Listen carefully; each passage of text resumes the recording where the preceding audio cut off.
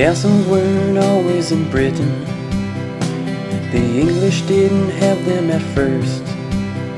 They were all over France, though the Normans were coming, since the borders were ready to burst. A lone monk in the year 51 chronicled a strange new building. Didn't know what to call it, so he used a French word to describe what those Normans had done. They had built the first castle in England, something they'd been doing a while. They'd been building them since Charles the Bald. The Normans were ahead by a mile. Now to be fair, Edward had some forts that were somewhat fortified, but they were nowhere near the size and scope of the ones on the Norman side. Over the channel the castle did come, changing the landscape and life. Born out of war, but also a home in peacetime and in strife. William jumped the channel in '66 and built castles all the way to Dover. With how quickly they went up, well, some scholars do think he just shipped some prefab units on over. They dig a ditch, pile the dirt on top to make a motte and bailey. The ditch really had no reason at first, except it looked a lot more imposing.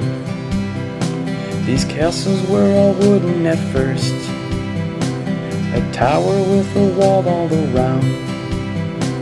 The gates deploying the mounted cavalry from atop their earthen mound. By Christmas William was made the king, the conqueror took the throne. But rebellions, they soon sprung up around, and no mercy or leeway was shown. Castles would be built up where needed, wherever people dared to speak out, filled with soldiers and swords to deal with those who took the hardest route.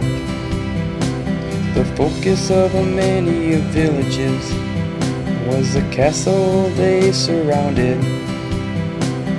made up of tradesmen whose work to the castle made them bounded. The town of Newcastle upon Tyne is a prime example of this. The town that brews a decent beer owes a castle for its existence. In the 1200s, the number started to fall as only royal castles were left. Bigger and better, and now built of stone to add a lot more heft. Henry the First and Henry the Second both like their castles too. 14,000 pounds to build a castle at Dover, that's $20 million to you. Over the channel the castle did come, changing the landscape and life.